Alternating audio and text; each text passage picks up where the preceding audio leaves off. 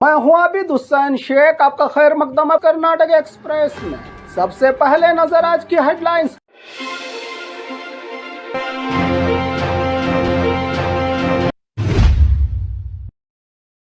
राम मंदिर को लेकर बेंगलुरु में कांग्रेस का हल्ला बोल, केंद्र सरकार और बीजेपी पर गंभीर आरोप। पूजा के नाम पर बुलाया, फिर ज्योतिषी का किडनैप, मारपीट के बाद यूपीआई से 4,25,000 लेने का लगा संगीन इल्जाम। हॉस्टल में खाना खाने के बाद 15 से ज्यादा बच्चे बीमार, घटिया खाने और गंदे पानी पर उठे सवाल। बेंगलुरु में ऑपरेशन फुटपाथ तेज, सड़क किनारे खड़ी गाड़ियों पर सख्त एक्शन। रिश्वतखोर तहसीलदार को बड़ी सजा, महिला अधिकारी को 4 साल की जेल और 20,000 का जुर्माना। पुलिस का राउडी शीटर्स और नशा करने वालों पर सख्त एक्शन। चिकमंगलुरु आरटीओ में 50 लाख घोटाले का आरोप, कर्मचारी 1 महीने से गायब, अधिकारियों की भूमिका पर भी सवाल। करोड़ों का रुपया ले जा रही एटीएम कैश वैन को रोककर हंगामा, चाबी लेकर फरार बदमाश। 545 पीएसआई भर्ती घोटाला फिर गर्म, सस्पेंड एडीजीपी अमृत पॉल के खिलाफ डिपार्टमेंटल इंक्वायरी शुरू। अब खबरें विस्तार से। राम मंदिर को लेकर बेंगलुरु में कांग्रेस का हल्ला बोल, केंद्र सरकार और बीजेपी पर गंभीर आरोप, निष्पक्ष जांच की गई मांग। बेंगलुरु में कर्नाटक प्रदेश कांग्रेस कमेटी के पीसीसी के नेताओं और कार्यकर्ताओं ने राम मंदिर से जुड़े मामले को लेकर जोरदार प्रोटेस्ट किया। भगवान राम का अवतार धारण करके प्रोटेस्ट के दौरान कांग्रेस ने केंद्र सरकार, बीजेपी और आरएसएस पर गंभीर आरोप लगाते हुए सुप्रीम कोर्ट की निगरानी में आजादाना और निष्पक्ष जांच की मांग उठाई। प्रदर्शन के दौरान कांग्रेसी नेताओं ने आरोप लगाया कि राम मंदिर से जुड़े मामले में जिम्मेदारों को बचाया जा रहा है और दोषियों के खिलाफ सख्त कार्रवाई होनी चाहिए। इस मौके पर नारेबाजी भी की गई और जनता से इस मुद्दे पर होशियार रहने की अपील की गई। पूरा मामला राम मंदिर को दिए गए चंदे से जुड़ा हुआ है। हालांकि बीजेपी और संबंधित पक्ष ने इन दावों की आधिकारिक पुष्टि अभी तक नहीं हुई है। मामला फिलहाल राजनीतिक बहस और जांच की मांग के बीच गरमाया हुआ है।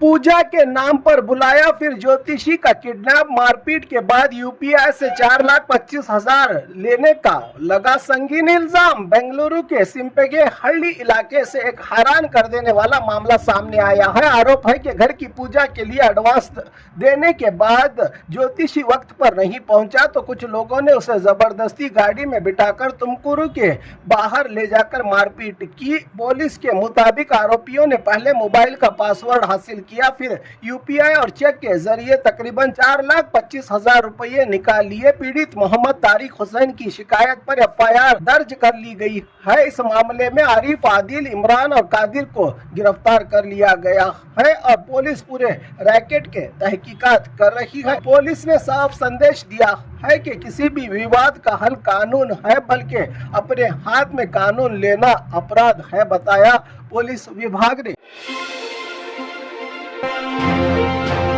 हॉस्टल में खाना खाने के बाद 15 से ज्यादा बच्चे बीमार, घटिया खाने और गंदे पानी पर उठे सवाल। गुलबर्गा जिला चितापुर तालुका के डनडोटी गांव में मौजूद मोरारजी देसाई माइनॉरिटी हॉस्टल में खाना खाने के बाद 15 से ज्यादा बच्चे अचानक बीमार पड़ गए। बताया जा रहा है कि शाम को चावल और सांभर खाने के तुरंत बाद बच्चों को उल्टी, पेट दर्द और सर चकराना, तबीयत खराब होने लगी। सभी बच्चों को फौरन हॉस्पिटल में दाखिल करवाया गया, जहां उनका इलाज जारी है और ज्यादातर बच्चों की हालत अब खतरे से बाहर बताई जा रही है। परिवार वालों और गांव के लोगों का आरोप है कि घटिया क्वालिटी का खाना और गंदे पानी का इस्तेमाल इस हादसे की वजह हो सकता है। हॉस्टल के पानी की टैंक में गंदगी, कीड़े और मेंढक होने के भी आरोप लगाए गए हैं। फिलहाल हॉस्टल एडमिनिस्ट्रेशन की तरफ से कोई आधिकारिक स्पष्टीकरण सामने नहीं आया है। मामले की जांच शुरू कर दी गई है और जिम्मेदारों के खिलाफ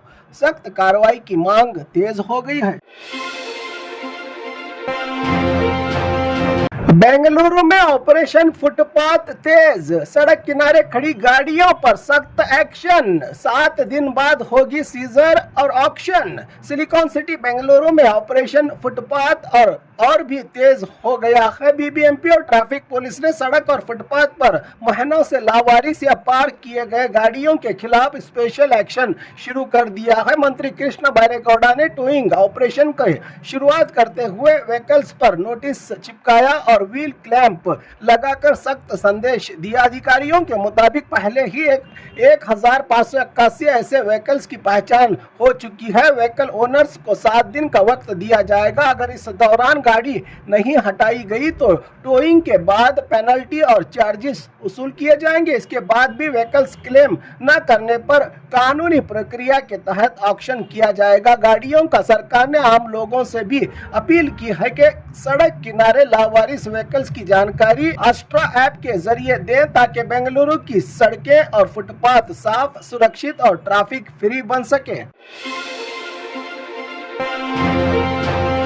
रिश्वतखोर तहसीलदार को बड़ी सजा, महिला अधिकारी को 4 साल की जेल और 20,000 का जुर्माना। भ्रष्टाचार के खिलाफ बड़ी कार्रवाई और गुलबर्गा जिला कोर्ट ने महिला तहसीलदार शशिकला को रिश्वत लेने के मामले में 4 साल कैद की सजा और 20,000 का जुर्माना सुनाया है। यह फैसला लोकायुक्त द्वारा की गई ट्रैप कार्रवाई के बाद आया है। जानकारी के मुताबिक शशिकला यादगिरी डीसी ऑफिस में ड्यूटी के दौरान 1 लाख की रिश्वत लेते हुए लोकायुक्त के हाथों रंगे हाथ पकड़ी गई थी। लंबी कानूनी सुनवाई के बाद कोर्ट ने उन्हें दोषी करार देते हुए सजा सुना दी। इस फैसले को भ्रष्ट अधिकारियों के लिए सख्त पैगाम माना जा रहा है। रिश्वतखोरी और पद का गलत इस्तेमाल करने वालों के खिलाफ कानून का हाथ मजबूती से उठ रहा है का संदेश रवाना किया है कोर्ट ने यह फैसला सुनाकर।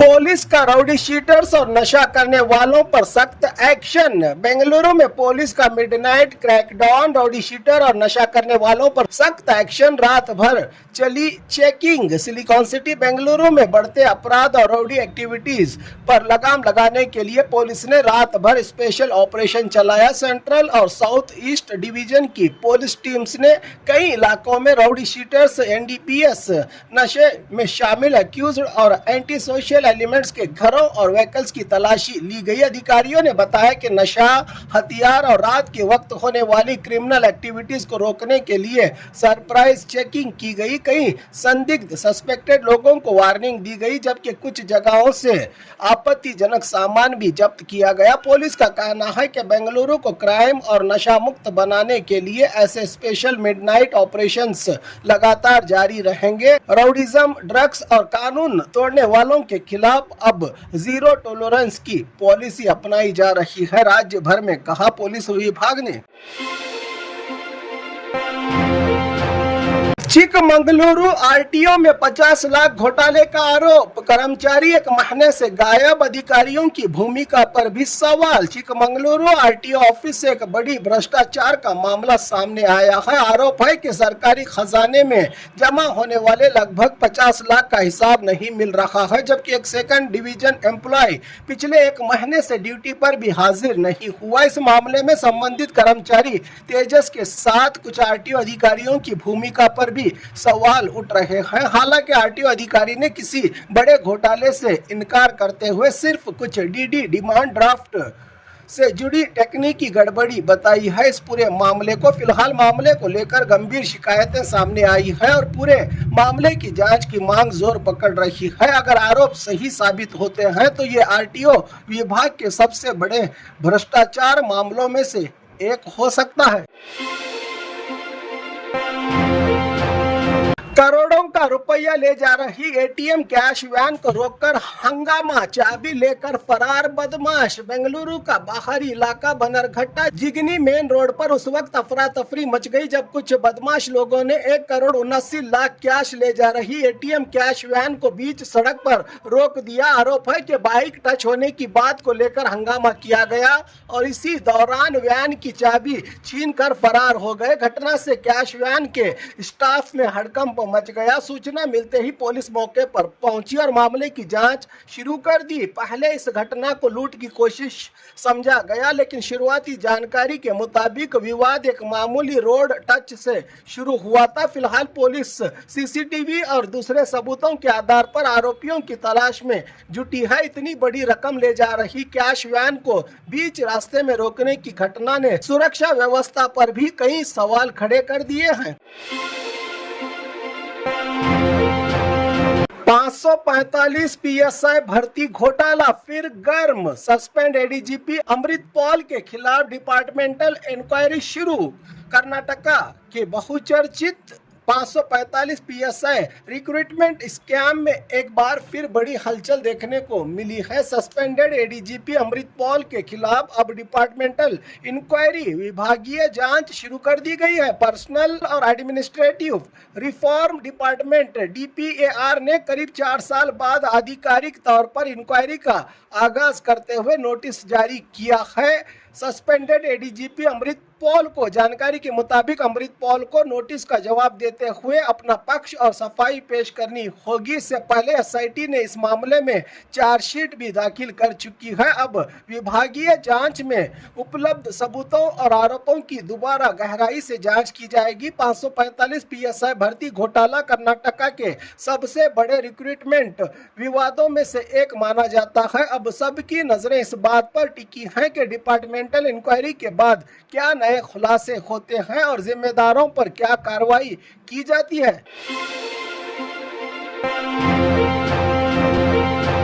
और खबरों के लिए देखते रहिए कर्नाटक एक्सप्रेस।